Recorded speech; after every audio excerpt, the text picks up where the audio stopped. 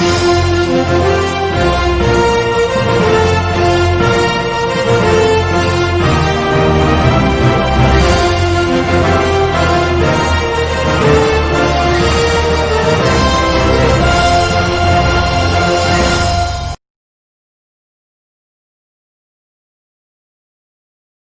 you all for this theology webinar. Students predominantly find webinars which are focused on professional research skills and secular topics in the social media.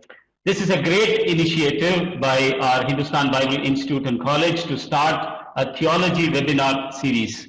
Hindustan Bible Institute has been holding on to its mission mandate to keep focused biblical expertise in all its ministries. We believe that Christian faith and theological discussions should be grounded in Bible through its original languages. We have two eminent scholars, two amazing people who are a great resource to theological world in building lives for the Lord through their scholarship and great Christian testimony of their life. The first presentation we will have is an interview with Dr. Medine. Dr. Craig Keener will be interviewing his wife, Dr. Medine Moussounga Keener, who is a PhD scholar from the University of Paris. Dr. Medine was a refugee in her own country of Congo for 18 months, which is the foundation for her theological perspective. She is presently working as the coordinator of the Community Formation Pastoral Care at Asbury Theological Seminary. Her research dissertation was on the African American women's history. Dr. Medine's publications comprises of various articles in the Dictionary of African Christian Biography, African Study Bible, and other articles on women in Africa. She co-authored with her husband Craig a book called Impossible Love, in which Dr. Medine describes the true story of African civil war, miracles and hopes against all odds. It is a mixture of her own war experience and her love for Craig, her husband.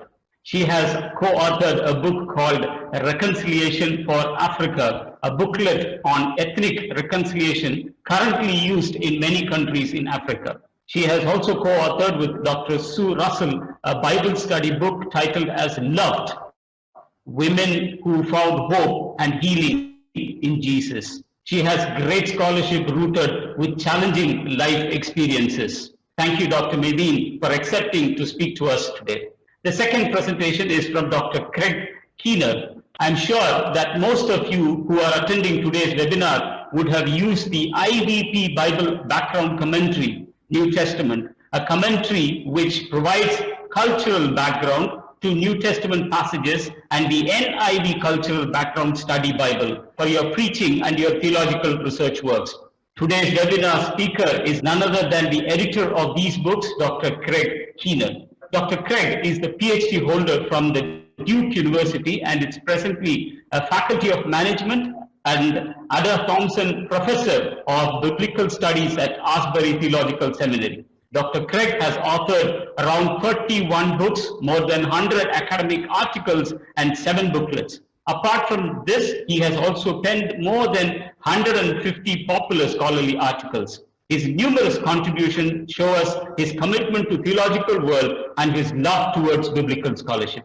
He has covered almost half of the New Testament through his commentaries in Matthew, Romans, 1 Corinthians and 2 Corinthians, Galatians, Revelations, a 2-volume commentary on John, and a 4-volume commentary on Acts. Besides these, Dr. Craig has also published a 2-volume work on miracles, a book about work of the Spirit, women in ministry, divorce, and such other topics. His contributions are available in the website at www.craigkeener.com. Dr. Craig currently holds the office of the President of the Evangelical Theological Society. Ma'am and sir, we are privileged to have you as our speakers for today. We believe that your vast experience and scholarship make you both the right persons to speak about racial reconciliation in the Bible. Thank you, Dr. Craig and Dr. Medine. We also look forward for healthy participation from the audience that would enhance in the understanding and engaging in racial reconciliation. Our Q&A moderator will bring us the most important first 5 questions and that are related to the topic. So Dr. Craig can explain and answer the questions. We would like to keep the presentation participatory as well as maintaining the scheduled time. Thank you for all your cooperation. Now we will have the interview of Dr. Medine. I'm very pleased to introduce to you the famous, maybe not completely famous, but the wonderful Dr.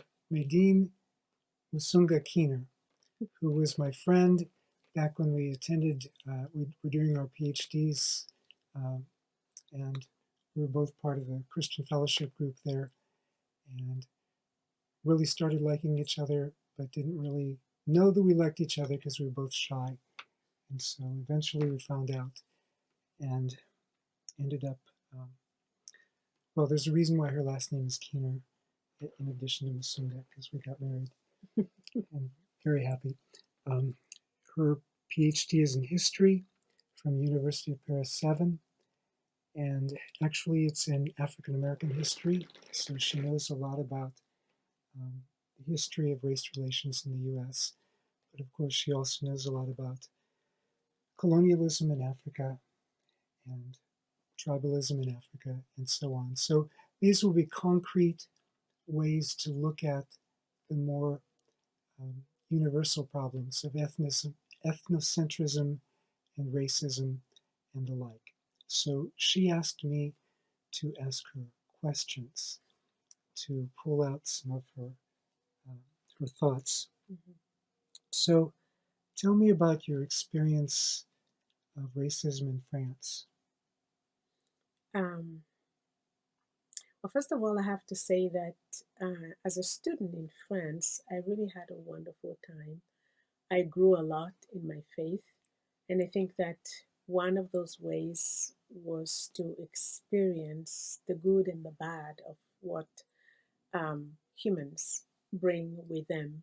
So as a student in France, I did experience some type of racism. First of all, just stories of friends talking about going into the store and someone will just be there, a child following them and looking at them and wondering why do they have a black skin or things like that. And the parents saying, no, don't ask the question. Instead of explaining to the child that we are different. We come in different colors and different sizes and so on. So in the child's mind, the idea of, okay, black can be scary or dangerous or things like that. What happened to me was I was looking for a job as an international student, and I come from a country that speaks French. So I have been we studied French in school, and we learned, all of our lessons were done in French. So I've been speaking French basically since I went to school.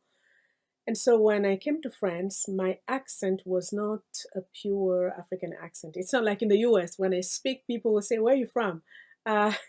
Over there, I guess my accent started to blend with the French accent. So it was a little bit difficult to recognize. And I found a job offer, and I called. I asked the people if I can come for an interview. Actually, the person was very excited. They said, yes, of course. And I took the bus and went. It was a long bus. And I got there, came to the office, knocked at the door, opened the door, and the man who was sitting there looked up and said, what do you want? I told him, I said, I just talked to you on the phone and there was a job opening. That's why I'm here. He said, no, we don't have a job anymore. I knew that he did not want to give me the job because of the color of my skin. Because something like that happened to me before, where I was hired, but when the owner came, he was not happy. Anyway, I resolved after that situation that when somebody is, when I'm interviewing for a job, I'll tell them the whole truth. I say, hi, my name is Medine Moussounga. I'm from Congo. I'm Black. So they have everything out there in the table, and then they can think if they want to hire me or not. So So anyway, you didn't need to waste a trip to go for. no, I didn't need to Yeah. waste a trip, and I didn't need to waste money to go to the interview site if they didn't want me. Now you had an experience also with a professor who was making comments in class, and then I don't know if that was the same professor who also tried to keep you from going on for your PhD. No, that's a different professor. Actually, what happened with the first professor was that when I came to France as a student and went to Lille, he just, the first comment he made was, oh, another student from Africa and Congo. And I guess he didn't have a good relationship with students from Congo. Anyway, whatever happened, that professor was did not like Black students, and uh, he actually was not nice in the sense that when I was done with my degree, the one that was going to give me the opportunity to go on for a PhD, he signed all the papers and gave them to me. I didn't read them. I just knew that, okay, I had basically the lowest grade. And I was like, I don't know what I'm going to do. But I want anyway to try to um, get the possibility to get into a PhD program because I knew that that's not what I deserved. And as I went to I went to Paris to see if they can get me into the program.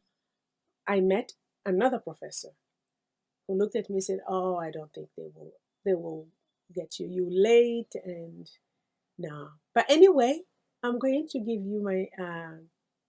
He signed the papers anyway for me. So I went to the registrar's office and I explained that I'm a little late because I just defended my master's paper and that's why I'm late.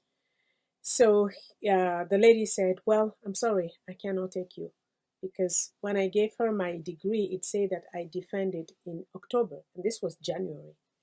And she said, I can't believe that the professor lied.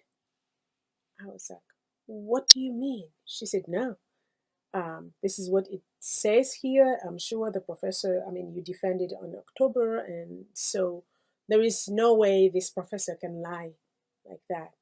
So I came out of the registrar's office. I was really just crushed. I was crying. I went uh, uh, to the river, I mean, the Seine River, and just sat there and prayed and cried.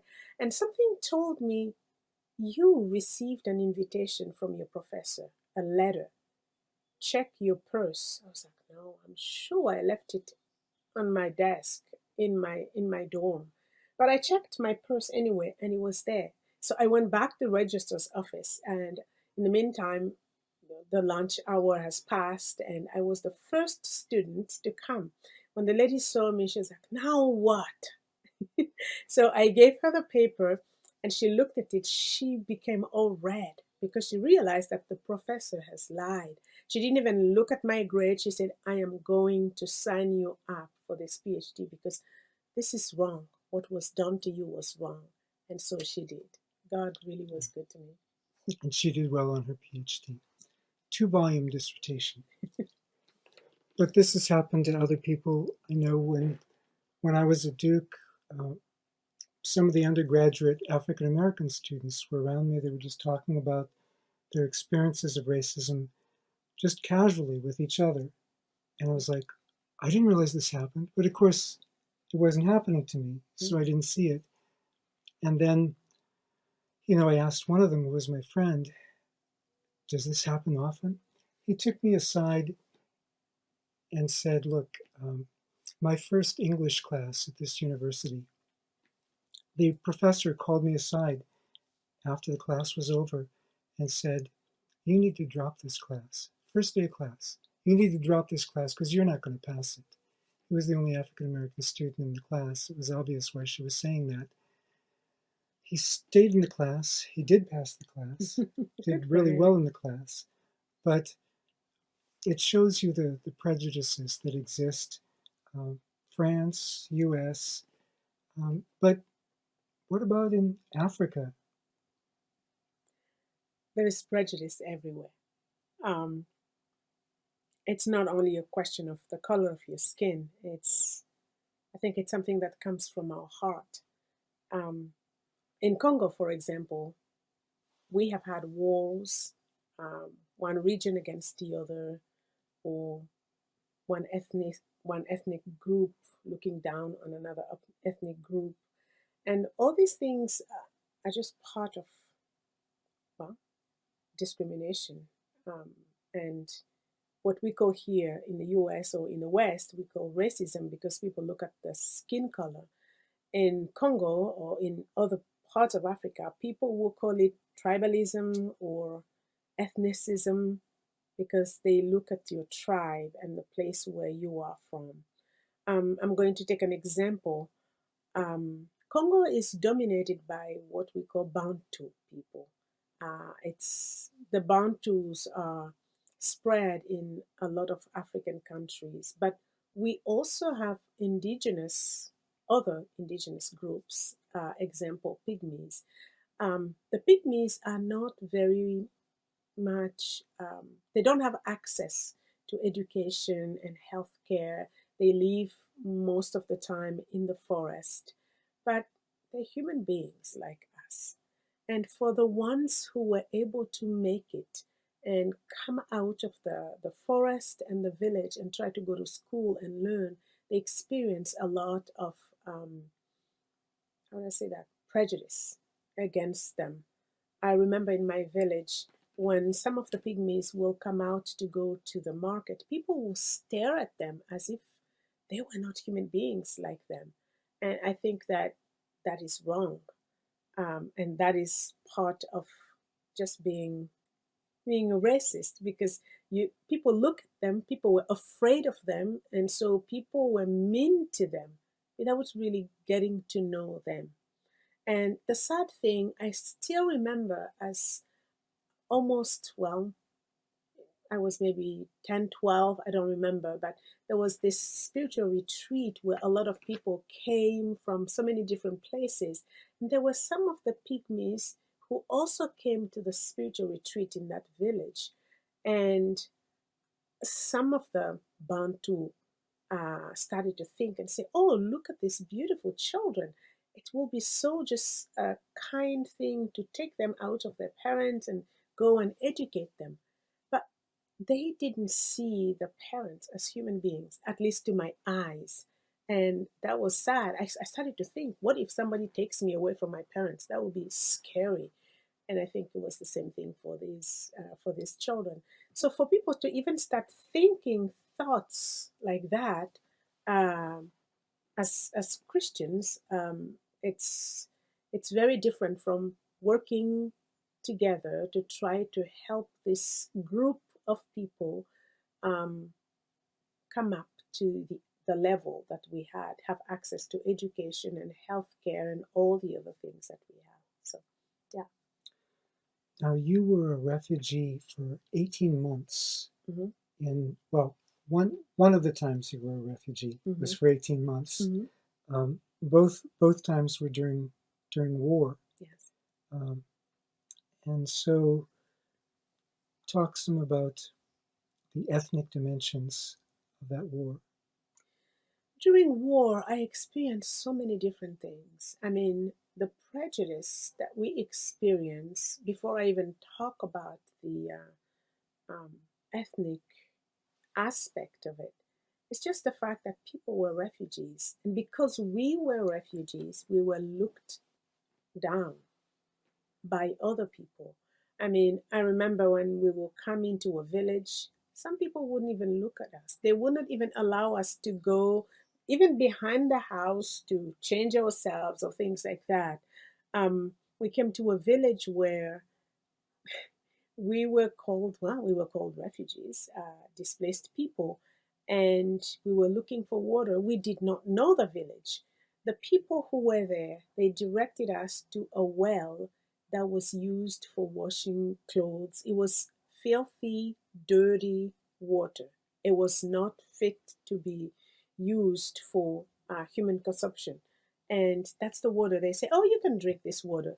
And there was someone there. There was a young man who was mute, and he was trying with a lot of gesture to tell us, don't drink that water. We did not understand what he was saying. And so, yes, we went there and drank the water and used the water until one day someone else came and said, oh, this young man has been trying to tell you that this is not good for you.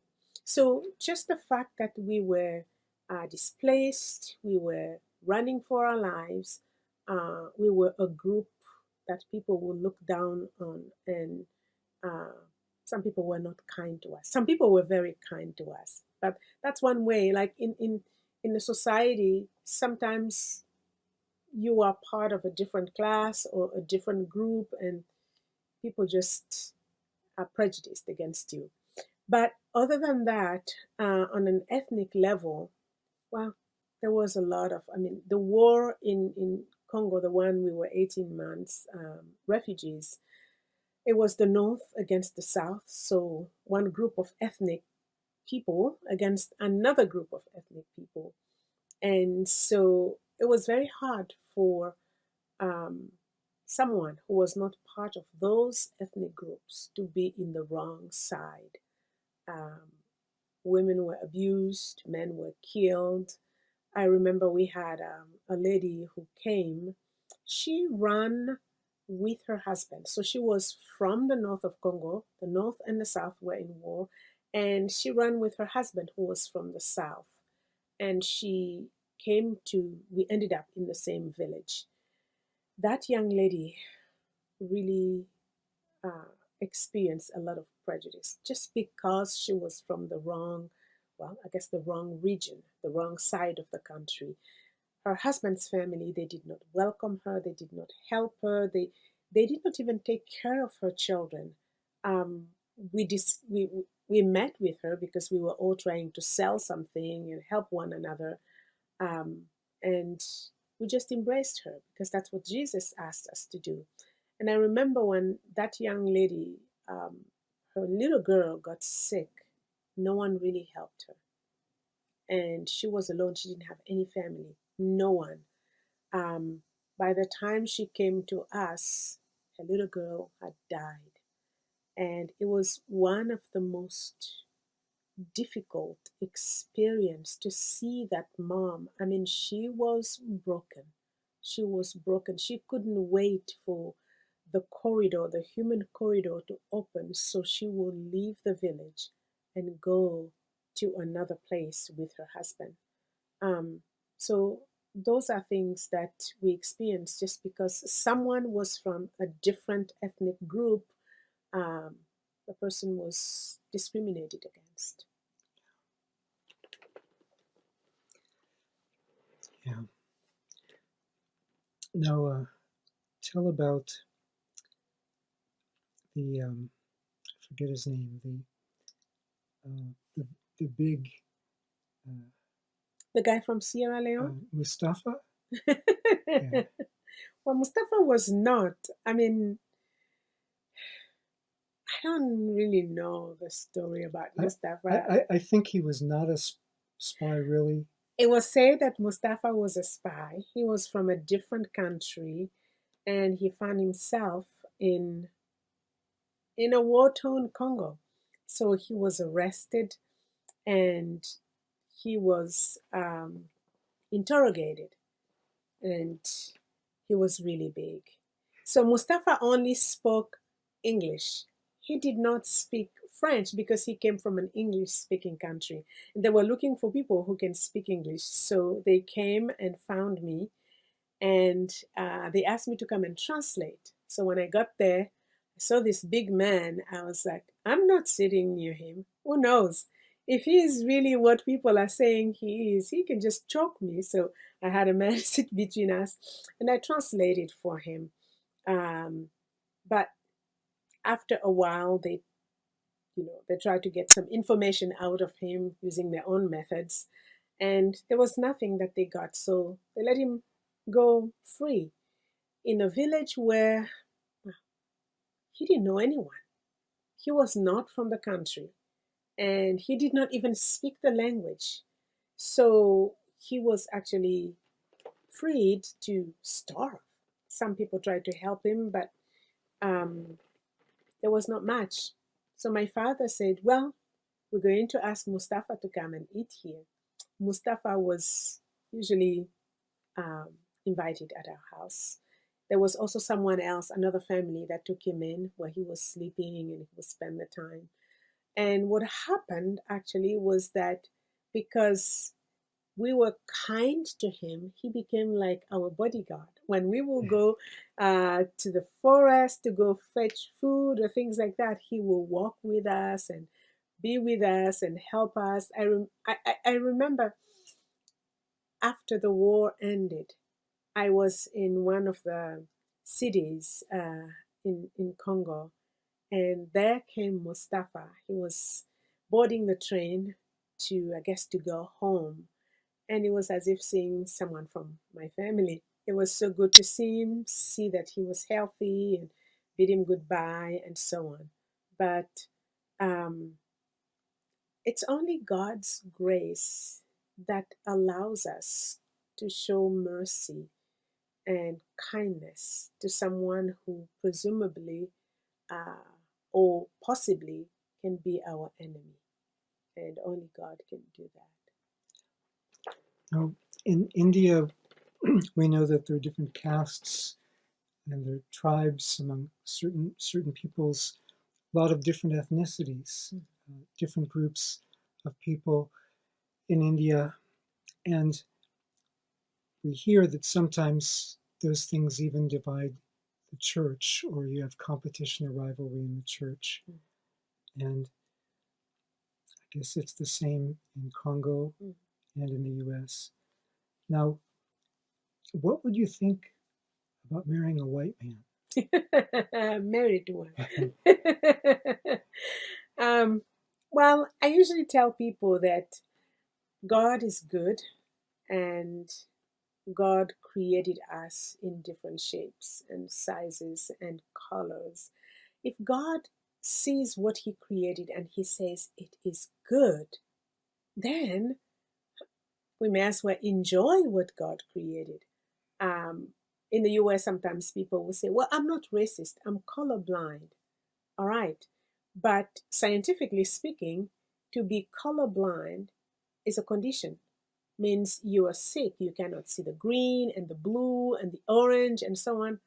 Who would like that? When somebody is colorblind, they go to the doctor so that the doctor can help them, give them medicine so they will be well. I'd rather go outside and see all the beauty that God has created.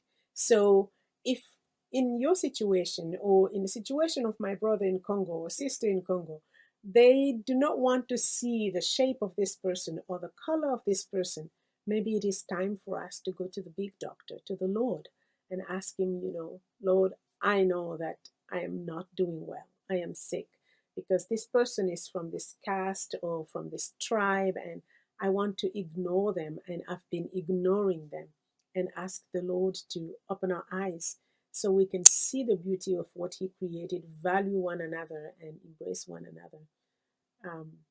Yeah, I think that's what I can say.